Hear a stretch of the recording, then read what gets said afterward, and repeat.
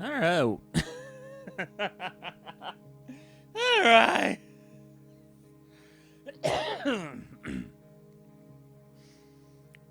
All right. Let's do this. All right. Welcome. Gonna play a bit of Super Mario Brothers 3. I thought I'd take a glance at the manual first. If it opens. Come on, you know you want to open. Come on, don't do this to me. Come on up, Ripley. Hey there, buddy. I can't get it to turn pages, Ripley. Alright, welcome. Gonna play a bit of Super Mario Bros. 3. Thought I'd glance through the instruction booklet first. It's important to know what you're doing. Got that official seal. So I used to love these manuals. Oh, hello, how have you been?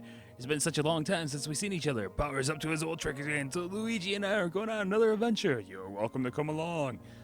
This time it's Super Mario Bros. 3, the latest in the Super Mario Bros. Series. You'll experience lots of excitement as your journey unfolds. For beginners and senior veterans of our previous games, this one is going to be a lot of fun. Let us look at Super Mario Bros. 3 for a bit more detail.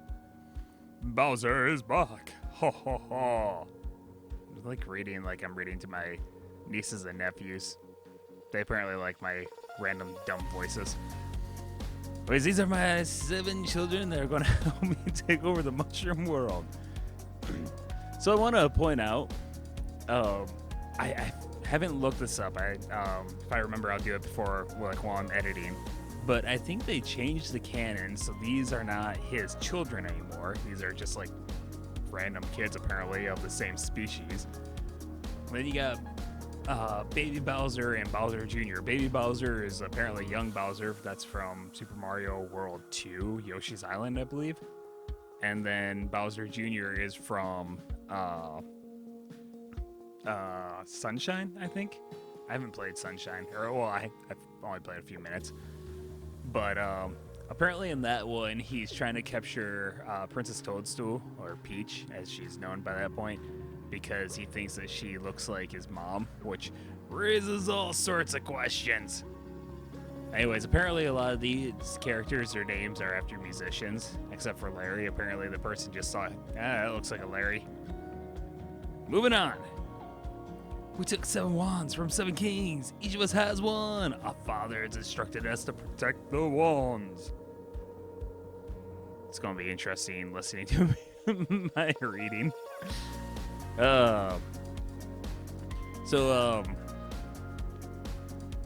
Reading through the story, it was reminded me of I'm just scrolling through. I need to get going on this. In the booklet for the original game, I snapped a picture of this. I've seen other people point it out before. Oh, grrr, you're pretty tricky with all these new moves. Mario will be difficult to beat. Better watch out, or I better report this to Dad. I can read. Occasionally, I even read correctly. Anyways, in the story for the manual, of Super Mario Bros. 1, it says that the Koopas, which are a race of turtles known for their black magic, they turn all the Mushroom Kingdom inhabitants into bricks. And so people are like, wait a second, Mario's been punching bricks the entire game. So are we just mass genocide over here? This is the first time I've met with Mario. I'm studying his moves very carefully. Yeah, I'm really looking forward to hearing what this sounds like. How to play. Ha! Mario and his friends must be getting very nervous now. I can hardly wait to meet up with them. Man, they just showed you a ton of stuff back in these old manuals. So I used to love these. When I'd be able to get a new game, or when parents take me out to rent one, a few times when you rent a game, there's a manual still in it. The entire ride home, I was just flipping.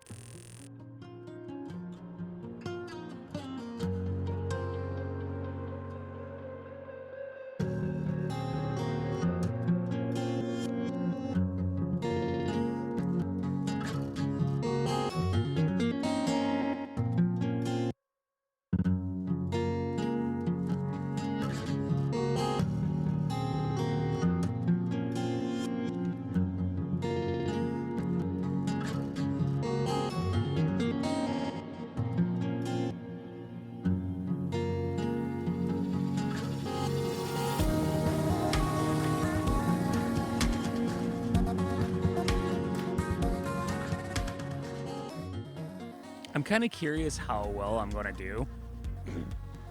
I used to play this game a ton as a kid. I've never beaten it, but I used to be pretty good at it. If I remember correctly, World 5 there, Skyland, was the first one where it, start having a little bit of difficulty. Each world's a little harder than the one before it. 6, Iceland, I could beat it, but it was a little rough. 7 was the first one that I couldn't beat. As far as I remember, I've never beaten World 7. And then obviously I've never beaten World 8 because I've never beaten the game. Alright, I need to get going. I actually had already recorded this video, but my talking was incredibly boring, and I was super tired, and there's lots of silence. I did decent. I got through the first 2 worlds, but I want to start over. I'll probably only do the first world since I'm using so much time flipping through this.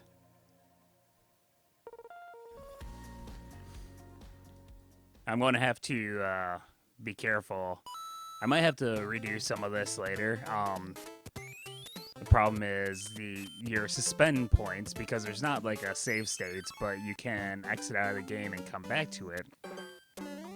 But I think those points disappear if you unplug the game.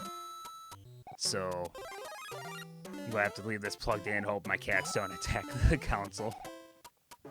Let's hide.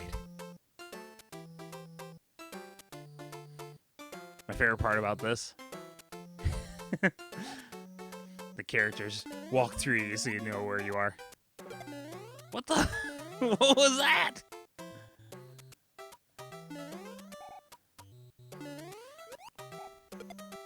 So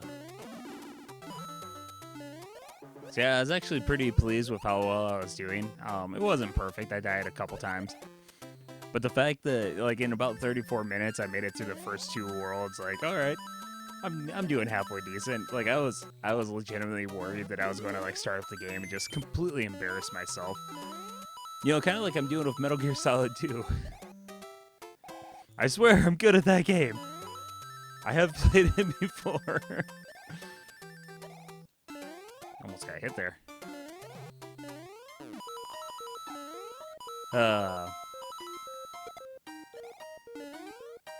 There's a couple secrets that I will point out but not get.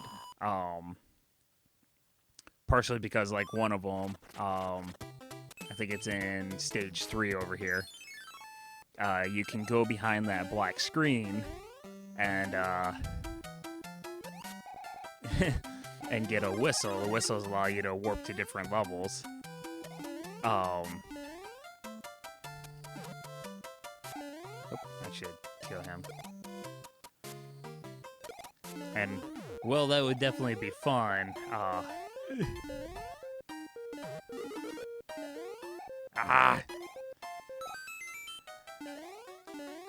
Sorry.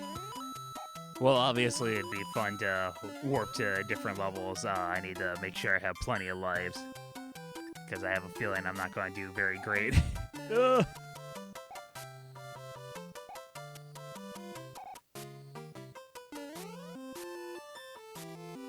Okay, this isn't going well.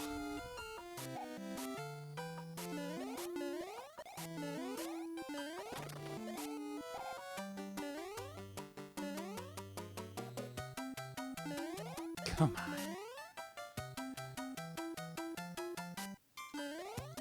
Oh, come on, you had the P flashing.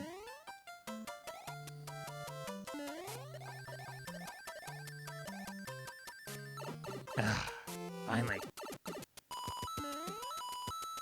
There we go. Rolling in the dough.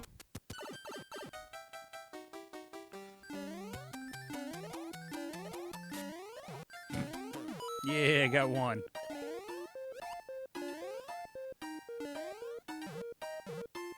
Oh, crap. So there was a long theory that this game's actually a stage production. Partially because, like, each stage you leave by exiting stage right. When you first enter the game, like the curtain raises, and it looks like the blocks in the background are attached to the. What are you doing? Are screwed to the back of the stage, and I guess Shigeru Miyamoto did actually confirm that. See, I believe there should be a. Good job. There we go. So I need that so I can get an extra life up here.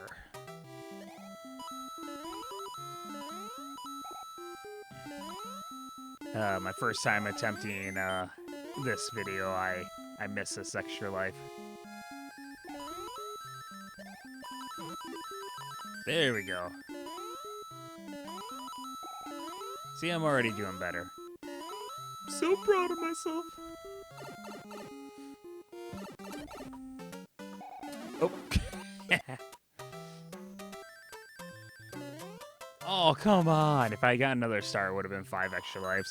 So if I went back a little further, there would have been one of those white blocks, and if I sat on that for the 5 seconds or whatever it is, I would have been able to go behind the black area, and there would have been a box to get a whistle.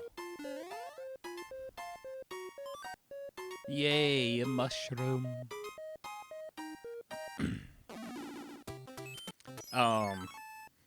I think I'm going to at least attempt every stage. I won't guarantee that I beat every stage, but I'll at least attempt. I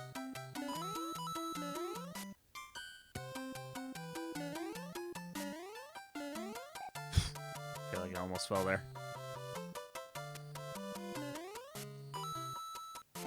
Probably would have fallen there if it wasn't for this screen stopping me.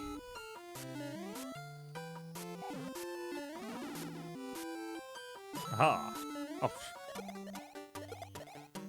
Playing hacky sack. Ooh, forgot about that. No! I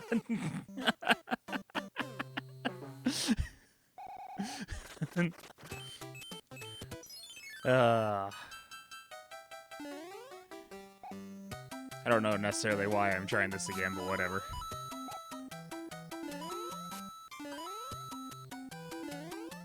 The good news is I got the extra life, so I'm not actually losing anything.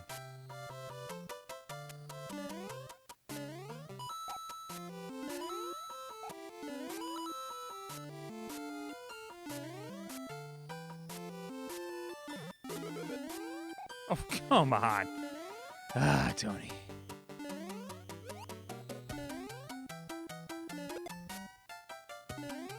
But I'm not getting an extra life this time. As I almost run off the edge.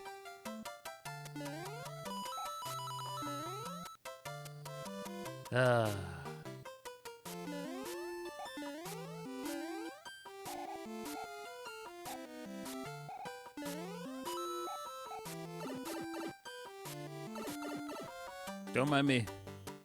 Jump. Oh.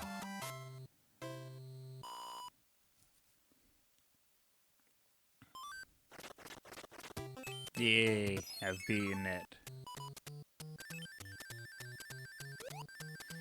My timing on this part is garbage. Yep. There's like a specific time, like as it's scrolling across. Like I don't know if you want to hit it right as a similar one is just starting the cross or just finishing the cross. I used to be to the point, if I remember correctly, where I could get the middle one consistently, like pretty much every time, but I was still kind of hit or miss on the bottom.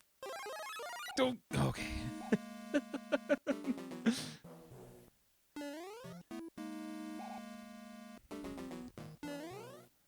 So there's a secret in here I think I'm actually going to get.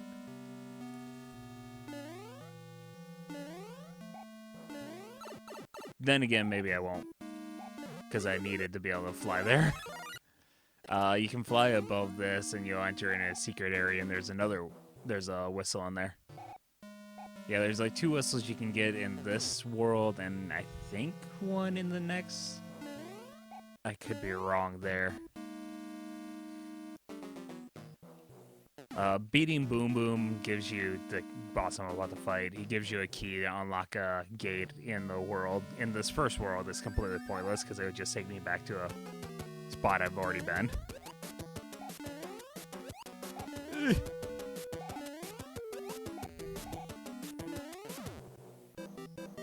But it'd be good to have a whistle in case I can't beat level 7. Which, although if I can't beat level 7, then I highly doubt I'm going to beat level 8. So we'll see how well this playthrough goes. Actually, probably this upcoming week, I'm going to try to see if I can finish the game. And I'll just split it up into episodes. Was it this one? Yes. So there's like 3 or 4 different layouts. Oh. And so actually, like, they have them listed online. So if you were so inclined, you could easily like check a couple corners and figure out which one you had, and then know exactly where everything is. But what's the fun in that? Definitely more fun to get a couple and then try to figure out yourself. I'm gonna head back there in a second, but I want to try to grab something. We'll see. Look at that water physics.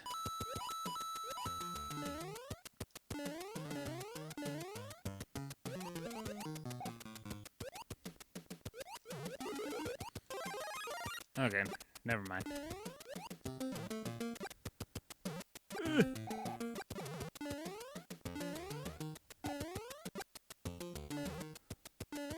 Oops. I was hoping to get a whistle so I could fly up there and get another extra life. But I'll get an extra life down here. Yay!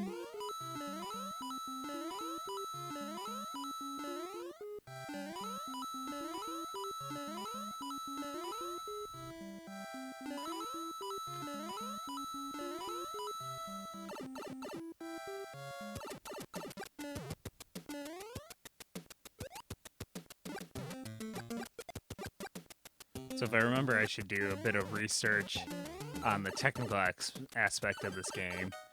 So I believe this was actually a pretty major achievement in being able to scroll both vertically and horizontally. Gotta make sure I don't accidentally hit that. Anyways, like the early Nintendo games, they could scroll, but like one or the other. Sorry. Just try to focus on what I'm doing as I'm talking.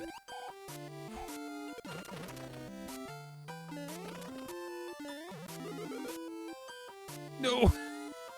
You horrible thing!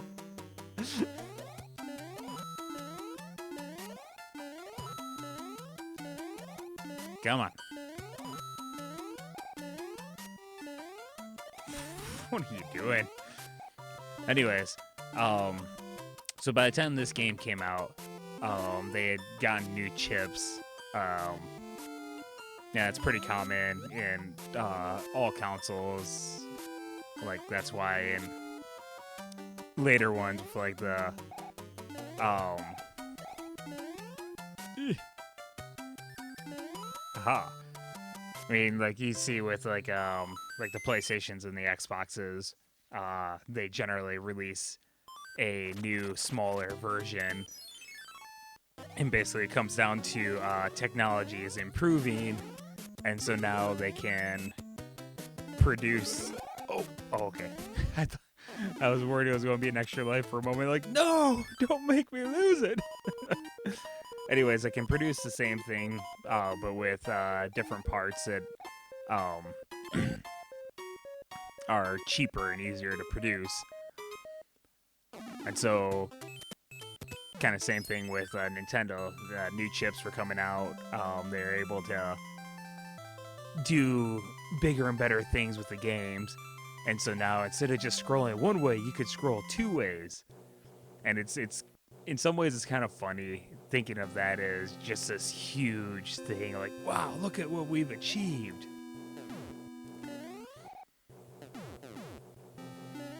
what's funny is nowadays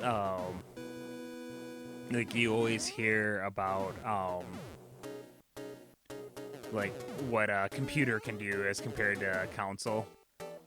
Um, like you go back to the '90s, and it's like, wow, look at our first-person shooters. Look how amazing they are with like Medal of Honor. And PC gamers are like, dude, that's garbage. Like we've done more than that for years. Well, maybe not with the original Medal of Honor, but definitely by the time you get to the PlayStation 2 one. But anyways, I'm rambling like crazy. Yay, I beat it! I'll do a couple levels on the desert one, but I'm not gonna try to beat that. I'm already like 20 minutes in. I just want to finish my thought, basically. But yeah,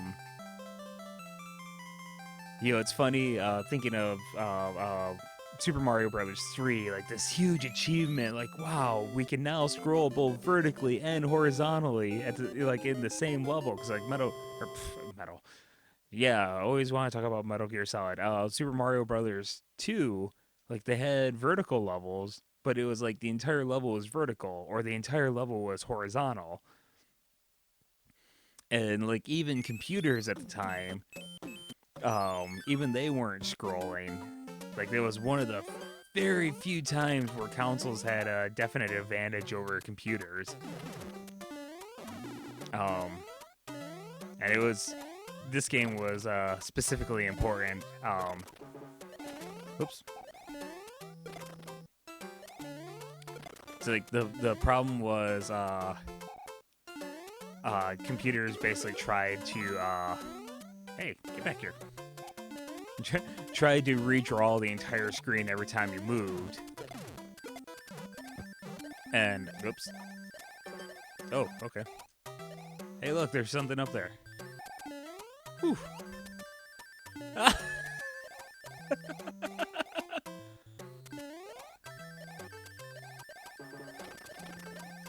Okay, now I'm remembering.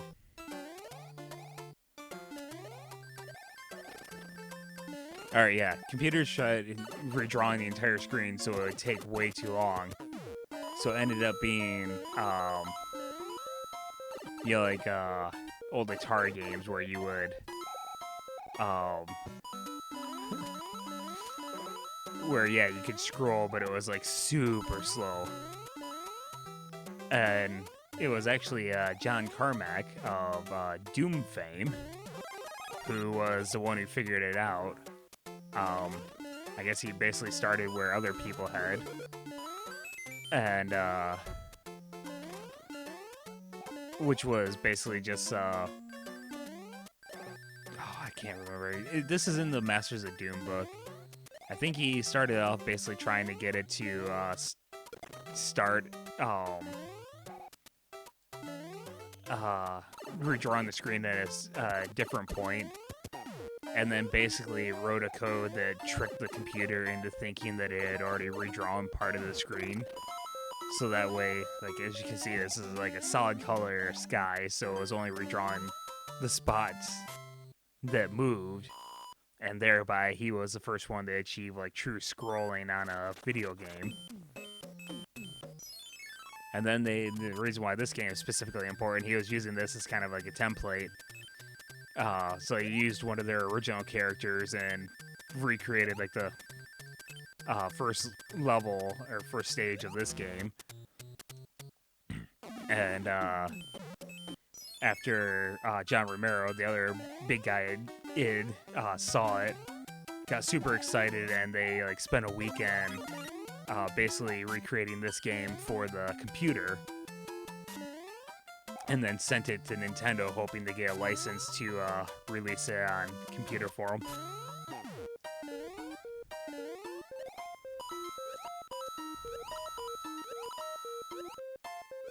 them. That went well.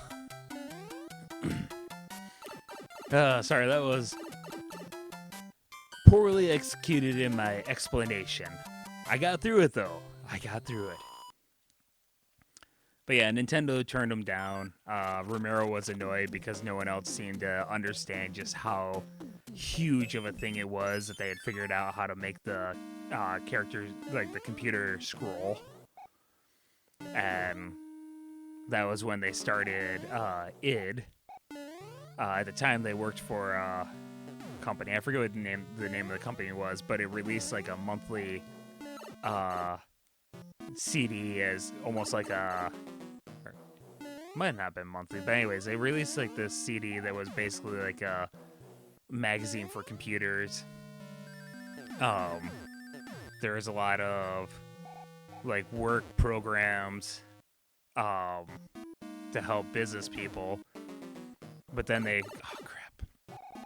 they also added in like a gaming section, and that was basically how the id guys met each other. I'm gonna have to be careful. And so once they had figured out scrolling, they basically knew that, like, yeah, we are way too big for this company. Crap. So they they would work during the day getting all their stuff done, and then at night they would sneak all the computers out and take them back to their apartment. That was bad. I was just thinking, yeah, I should probably use an item. Try it one more time without. So much for all my lives. Actually, I know where I can get a mushroom. But yeah, they started making their own games, and they'd basically like crank out their stuff for the company really quickly, go home, spend the entire night and weekends working on. Jeez. Holy crap. Working on what would end up becoming Wolfenstein 3D.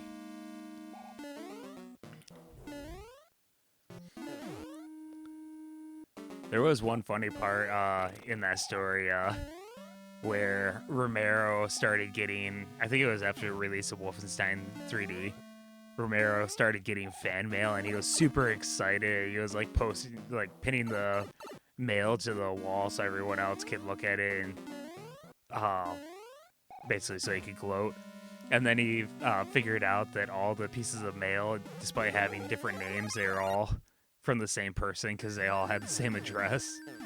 And it was a guy, I think it was a guy from GT Interactive, but he was trying to get in contact with them because like he wanted to help them distribute their games.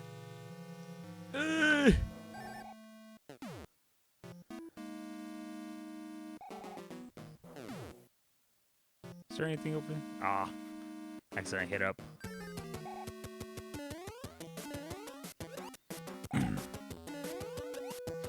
Long story short, the book Masters of Doom is very fascinating. Just, like, just get under me and die. All right, I think that's long enough for a first episode. Ooh, what a fun way to end. Let's see, was it here? Yay. Oh boy. Nope. Oh boy. Nope. Ending with failure. Yay. Alright. Hope you enjoyed that first episode. That